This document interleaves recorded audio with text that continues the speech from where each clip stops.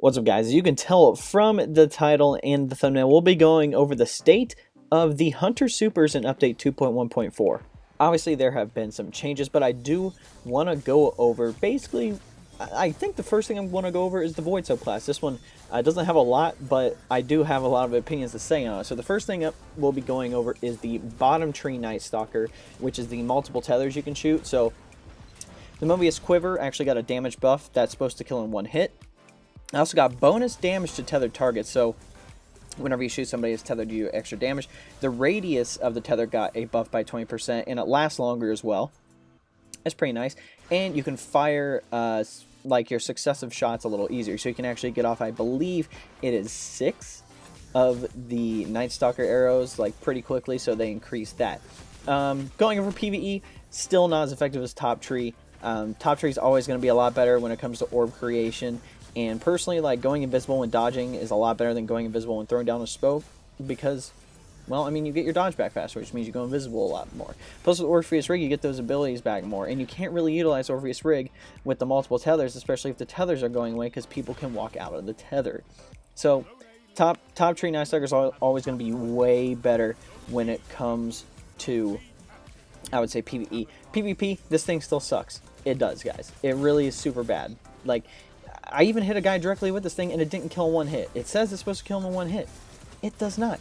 Like, yes, giving it extra damage to tethered targets. You get an increased radius, like, with the tether. And you can fire off easy successive shots. That's great. Okay, that's fine. It's still, it's still really bad. It still doesn't kill in one hit. I don't know why that is. It's bad, guys. That's all I gotta say. You can look for me. You could say I'm garbage and I can't use this super properly, but it still sucks very, very badly.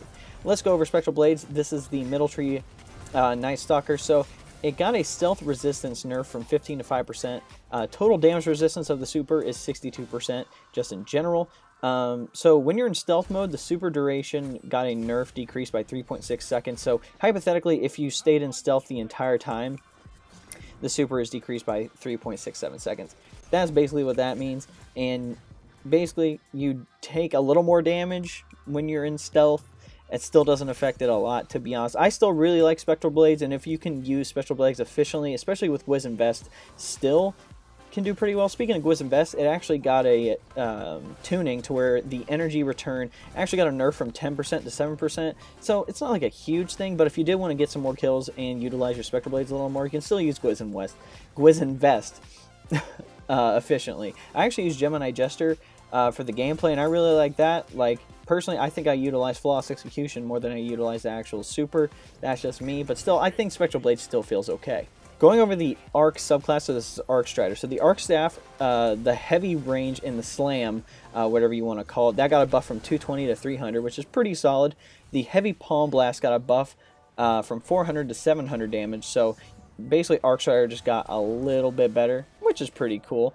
There's the Lethal Current perk, which is on the Way of the Warrior subclass path, and basically, whenever you get that, it's basically whenever you're in the super and you dodge, you get a thing called Lethal Current, which basically leaves a, what is it called? It leaves like a lightning thing, whatever you want to call it, around when you kill some guys.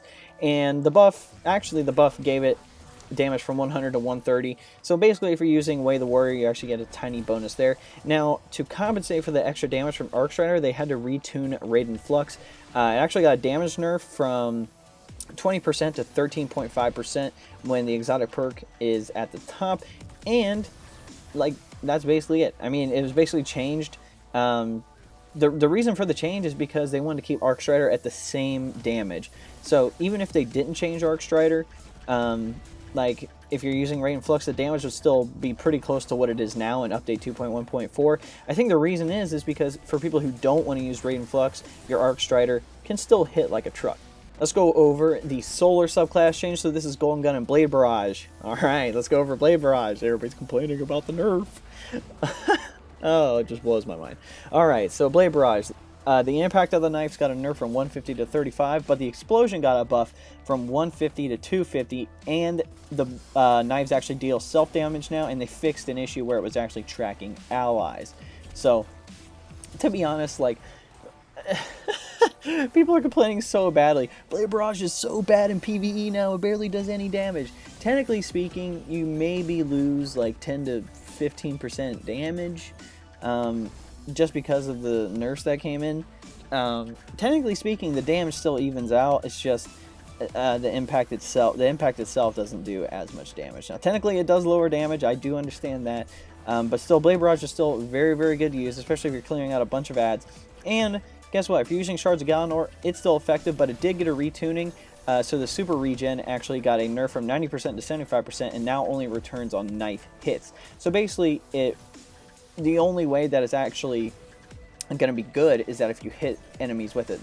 The whole thing with it before is that you can get hits and kills with it. Now it's kind of catered toward, hey, you actually need to hit with all of your knives to actually be able to use it effectively. So even if you are using it on a boss, Shards of Galanor is still pretty effective because you can get at least 75% of your super back.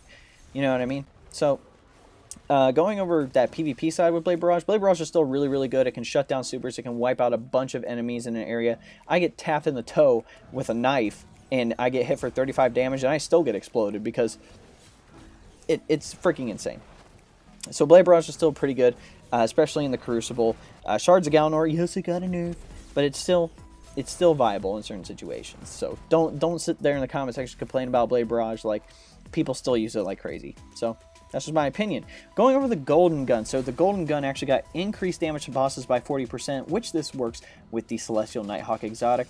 You can drop bosses like crazy. Some of these clips that I actually have in here, I almost one-shot bosses when they're at full health. Full health. It's pretty insane, dude. Pretty freaking insane. Alright, going over the 6-shooter Golden Gun. I believe this is Top Tree. I believe it is Top Tree. Don't take my word for it. Whichever one's the shooting one, you know what I mean. It actually got a damage buff from 275 to 300 and returns a bullet on kill. Now, I think this makes it a lot more viable, especially in PvE. Like, you can shoot 12 enemies before your Golden Gun's gone, and you can create all 7 of your orbs, take out a bunch of guys. So, I mean, I used it for, in this footage specifically, I used it in Blind Well, so I could use it a little more often than I could other things.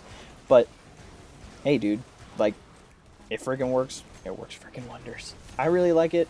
I would say it's definitely not my... I'd probably do Blade Barrage over it if I'm doing solo, just in PvE. But if you do want to use it in PvP, not PvP, PvE, it is effective. PvP, this thing is like the 7th column hunt, like, finder now. Like, you can basically take out the whole enemy team twice. That is a slight exaggeration, but still, 6-shooter just got even better for PvP. Going over the bottom tree, which is the one that focuses kind of on precision damage, and it gives you the throwing knife to where when you get a precision hit, it returns the knife. So we're going to be going over the Line 'em Up perk. This perk is basically saying that when you get a headshot with the Golden Gun, you actually do more precision damage. Now it actually states that you do double the precision damage bonus per stack. So basically, after you get 1 precision hit with your Golden Gun, your next one does double. And if you get 2 in a row, technically your third one does quadruple headshot damage. That's apparently supposed to be how it works. I don't think people are going to really utilize it. The 3 Golden Guns for when it comes to PvE, because people are always going to be using Celestial Nighthawk. Like, that's just how that is. You know what I mean? It's still freaking amazing on PvE. So going over Practice Makes Perfect, that's on bottom tree as well. So basically, whenever you get a headshot, it'll make Practice Makes Perfect, which technically puts you in a trance and basically cools down your super. So that actually got a stack buff from 3 to 5, so you can get Practice Makes Perfect times 5. And when you have it at 5, the regen modifier got a buff by 20%. So that's pretty freaking cool. Allows you to get your super a little faster, especially if you're using that tree in PvE. Obviously, in like PvP, that could still work very well, especially if you have weapons that are focused on hitting headshots, you know what I mean? So it's not that it'd be bad for PvP, but I think when it comes to the 6-shooter's always going to be better when it comes to the Golden Gun aspect.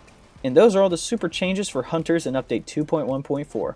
We're now at the end of the video, guys. I hope you enjoyed it, but there are 3 things I want to go over. First up, my clan, the D1 Fire Team, is looking for active players in the Destiny community. Our members play all sorts of activities from casual PvE and PvP to the endgame content. If you're actively playing Destiny 2 and want the benefits of a bigger clan, the link to join is below. It'll say clan link. All you have to do is request to join, and myself or one of the admins will approve you. If you're with a smaller clan and want the benefits of a bigger clan, and you have, like, let's say like 7 to 10 members. I'm just using that as an example, but if you want to come over, just send me a message on any of my social media links and we'll try to get something set up.